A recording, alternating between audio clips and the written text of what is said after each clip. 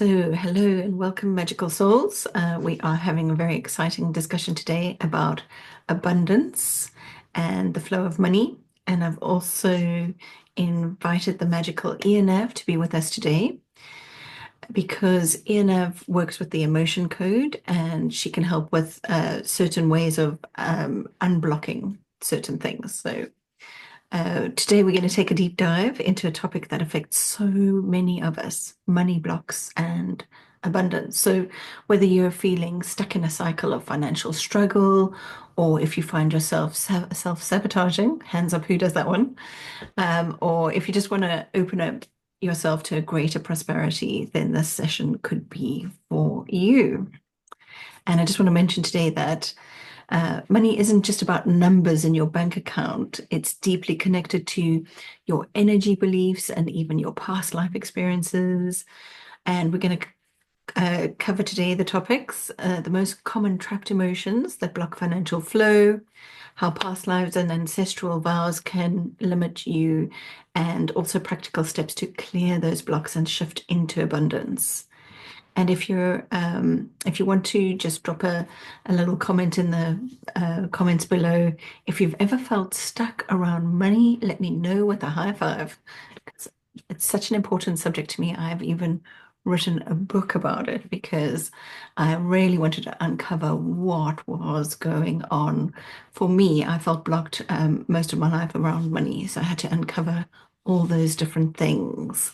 But before we go into too much further, Einav, would you like to introduce yourself, please, to our lovely audience?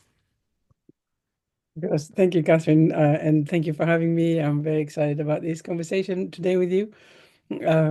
Introducing myself, yes. So my name is Einav Avni, and I am, as you mentioned, a practitioner of the emotion code, the body code, and the belief code. Although when you mentioned the trapped emotions, I all of a sudden had this view of an emotional plumber, you know. So yes, releasing these blockages. That's that's part of what I do. What I also do is I'm calling myself an alignment coach, and that means that I work with people to identify where they've gone maybe too much into fears and limitations, and how to go back into alignment and understanding or remembering the flow that they came here to have, basically. Ah, that's beautiful. Magic. Actually, as you were saying that, my whole body just felt so relaxed knowing that there's somebody there that can just help us get back into flow if we need to be in flow, if we've gone out of flow. Yeah. Okay, well, let's talk about the three most common emotions that hold us back and the energetic and emotional side of money. So many of us grew up hearing things like money doesn't grow on trees, or maybe the one that affects you is that rich people are greedy. And these types of beliefs can be stored in our subconscious mind and create trapped emotions that just block that beautiful financial flow that Nev agrees we are meant to have financial flow. Okay, so the first one, the first common emotion that holds us back financially is fear, the big old fear. So there can be fear of not having enough, fear of success. If you get too successful, then what? Fear of judgment, or if you have more than others. And that one can be sometimes handed down accidentally from the parents to the children. So if you have a very strong, dominant parent who is always in charge and always has the most and is always the best, they can actually subconsciously make you feel like you can't do better than them. It's a weird psychological thing that can happen, but that's sometimes the thing that we have to unclear and uncover, because these fears can help you or can cause you to repel money or hold on to it in an unhealthy way. So that's number one. So, Ian, do you have anything to add to that? I think it is interesting. I guess there's a few different things, because when I think about what emotions do I come across when I help people clear the relationship with money, I must say that it's not just about the emotions. It's very often it's the whole belief system that is actually in place, basically. And it can be from, like you said, what did my how did my parents react to our, rich cousins, or what yeah, how rich people are, like you say, if they're greedy and all of that. Um, but there's also something about, sometimes it's about deservingness. Do Yes. I deserve to be rich? Do I deserve to have what I need or what I want? There's a lot of insecurities around, who am I to succeed? There's So there's a lot of kind of negative statements that are trapped in our energy field. But of course, like you say, fear is a very important one. Um, No, no, yeah, you're quite right. Unworthiness is one of the ones on my list. Unworthiness, feeling like you don't deserve wealth, or that making money is too hard, or this could lead to people undercharging and overworking and blocking opportunities for financial growth. Just like you said, do they deserve it? I agree, 100%. Yeah. yeah, yeah. And so in terms of emotions, there's also, for example, one emotion that I clear a lot from people, and I love it. It's my favorite one to clear, and that is creative insecurity. And this is really about this insecurity to be creative and to connect with who you are, with what is already yours. So Yes. yeah, this is one of my favorites to clear. I think that also leads me on to scarcity belief. I call it scarcity. And that can be like a deep-rooted belief that there is never enough to go around. So yeah, so some people feel like there's not enough money in the world for them. So if they take the money, then other people will go without. That's how they're actually wired to believe. So we have to unblock that and lock that so that they don't have that fear. Some of the fears are very they're not real fears, they're just fears, obviously. So okay, well, let's talk about the next thing on my list to talk about today is how our past lives and ancestral lineage impact our money story. So sometimes financial struggles aren't even ours to begin with. So let's look at, for example, past life vows of poverty. So you could have been a healer, a priest, a monk in a past life, and you may have taken a vow of poverty that's still energetically binding you to this day. And this can make it feel like it's impossible for you to attract or keep money. You're constantly giving it away as it comes in. It goes out. And one of the things that I had to also unhook from talking about our parents' stories is when I was younger, my mum always used to say to me, money comes in one hand and goes out the other. She said it at least once a day. And of course, I was a sponge at that time and I absorbed that. And you can imagine that at the end of the month, she had zero in the bank balance, and I had to unhook from that actual money story. So that's parents handing things down, or ancestral trauma. So if your ancestors experienced war, famine, or financial hardship, those patterns can actually be passed down through your DNA, and you might carry deep subconscious guilt about being wealthier than your parents or your ancestors, or feel stuck in their financial problems. So, did you have anything to add to that, Einav? I see you nodding. Yeah, you agree. Yeah, because when I work with people, other than the trapped emotions and all of these things that are kind of subconscious to us, I'm really interested in looking at what is it, what are the stories that you tell yourself when you do things, or when you come to do things. And for example, you mentioned charging, right? So people maybe undercharge or give their services for free and stuff. And I was like that at the beginning as well. I was like, you know, my deepest fear was that someone would turn around and say, I didn't give good value for money. And for that, I was like, okay, so, I won't charge so much. And the other thing that I was very strongly attached to was the belief that, because at that time I was just doing coaching, it was about coaching is not just for rich people. I wanted everyone to be, to have it available for everyone.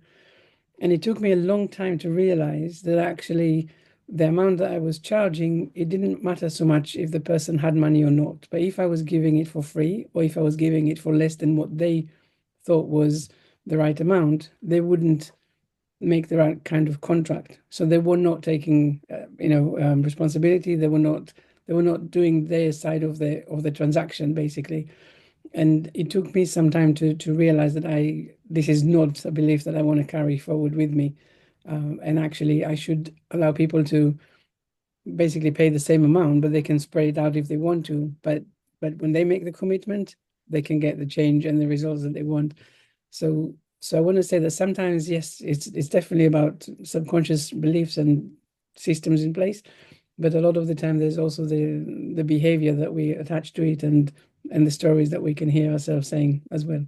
Absolutely. So they need to value you by paying you what you are worth. And then they value you and the information that they are given. They Yes. also need to value themselves, And because then people, when they expect things to just happen for free, then they're not bothered because they didn't commit. There was no contract, basically. yes.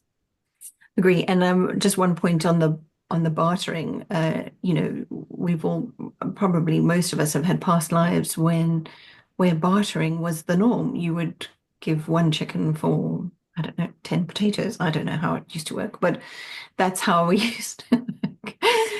But in the modern times, I can't pay my mortgage with chickens or potatoes. So I have to have, real money in the bank to be able to function in the society. So we need to unhook from that thought process and be able to function this way. But it's exactly that. I mean, you wouldn't just be giving your chickens for free, right? That's Yeah. the point. No, yeah. So absolutely. Okay, so we've talked about where the problems are, where they've come from, possible situations that are showing up for people and preventing them from, being in the flow of abundance. So let's talk about how, if somebody came and booked an appointment with you, how would that work, and how would they unhook from these emotions? How does that work?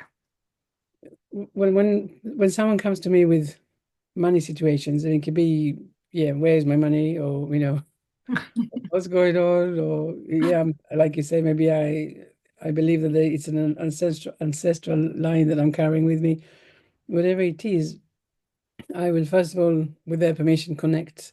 If they're coming for the healing rather than the coaching, with the healing, I would connect to the subconscious mind and then let the subconscious mind guide me to where I need to go.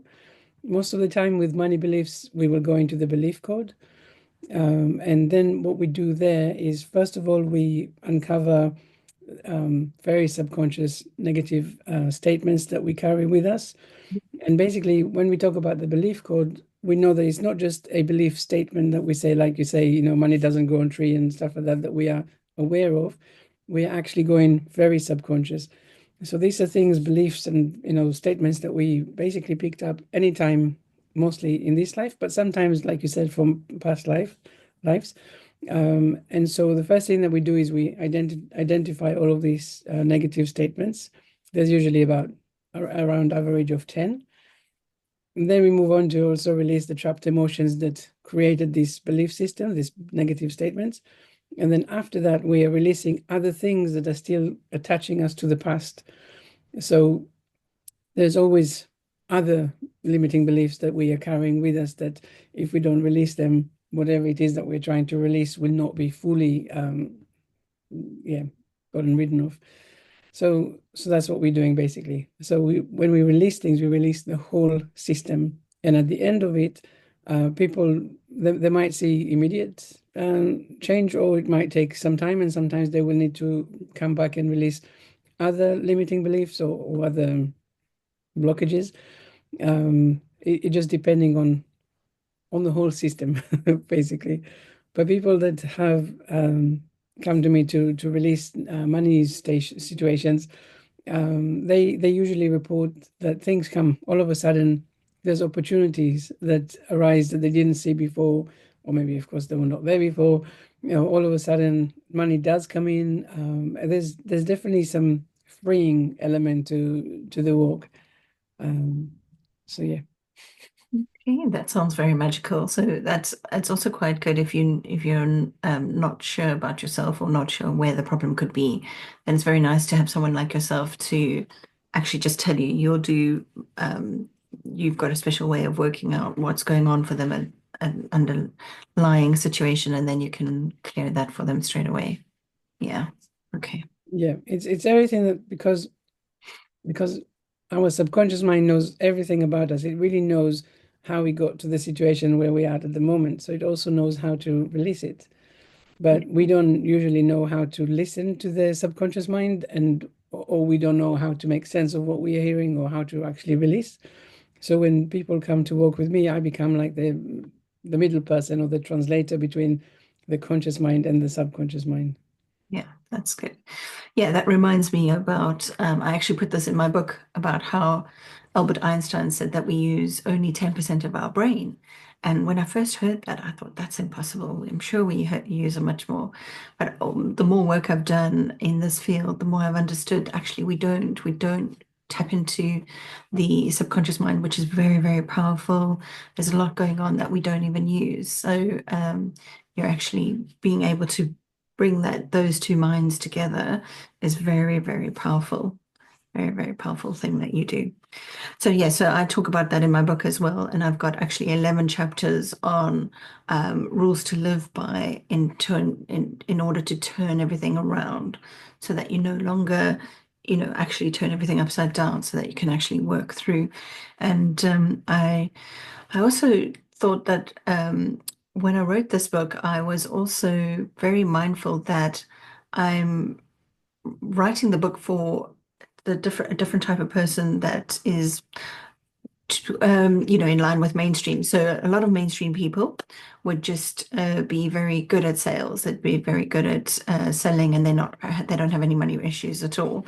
Whereas there's a lot of people out there that are sensitive, like myself. We're sensitive, we're introvert, but we still have many gifts to bring to the world. So we should still be able to run our businesses. It's just that we're going to do it very differently to the mainstream ones, and there's absolutely nothing wrong with that. I would say the way I like to work is to attract the money to us rather than to like sort of be aggressive and assertive and tell people that you must buy this product or you must buy that. I'd say let's attract it better. There's a lot of people in the world that are better at doing that. Yeah, so that's the way I was taking on. And I also have another business that I've been running, and I learned very quickly what works and what doesn't work for an introvert like myself or a sensitive, spiritual person. How am I going to be able to gain money to come into the business rather than doing it traditional ways, which are too uncomfortable for me, far too uncomfortable. I just couldn't get on with them. My business would have to crash and burn if I had to do all those things that and I think it's lovely that there are extroverts out there that are confident and they go out and sell, sell, sell, but it's just never going to be me. So that's why I came up with the ways that I have come up with, and I studied abundance, studied mindsets to work out what was going wrong, um, and how we can do all of that. So yeah, so you also the other thing that I do is inside my Akashic record readings. If somebody booked an Akashic record reading with me, I'd be able to help them with that by uncovering what the problems are. So if people can't basically do it themselves, then I can also uncover what the problem is. But then it would be better to go to Einav if you wanted the clearing to be done automatically for you. Mhm. Yeah. Did you have anything else to add, Einav? I think the one interesting thing for me is like you mentioned the mainstream people. So I'm not talking about the people that say, maybe doing this selling and all of that. What I want to say is that most people that I come across, when they have money problem, they immediately connect with it with the mindset of limitations and fear and why don't I have enough and what can I do and am I not good enough and they start kind of explaining this to themselves. But what they very often don't realize is that, just like you said at the very beginning, the money is energy. So if you look at the money as the problem, This is not the problem. The problem is actually elsewhere.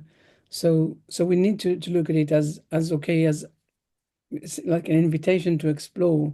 And then we want to find out where am I blocking other things in my life, and basically the money is not coming from that as a result of that, or as an explanation of that. So it's when you start looking within and you start thinking, okay, there's more to it than just, an empty wallet. Yeah, Then this is really the invitation to go deeper. And I think it's when we allow ourselves to do this, fascinating things come up. And yeah, so that's the absolutely. invitation. The Akashic Record keepers and guides say regularly that humans are sort of trained and to look to the outside to say that there's problems. That's a problem. That's a problem. That's a problem. But Mhm. actually, the Akashic Record keepers and guides say look inside. And look at your heart space as like a magnet, and it attracts to it whatever's going on the inside. So if there's something bad on the outside, then you can be guaranteed that something's off balance on the inside. So we need to balance the inside, and then the outside has to match. It's the law of attraction, the law of everything. So we fix the inside, and then the outside looks beautiful and magical as well. I agree with that, definitely. I'm having the exact same experience as you in that way. So yeah, okay. Okay, so everyone, thank you so much for watching this live video, and thank you for being here. Remember that you are worthy of wealth, love, and magic. I'm going to put all the information that you need to contact either Einav or myself in the notes below. So please do contact us. We'd love to discuss anything with you further, and I hope you all have a very magical day. Thank you.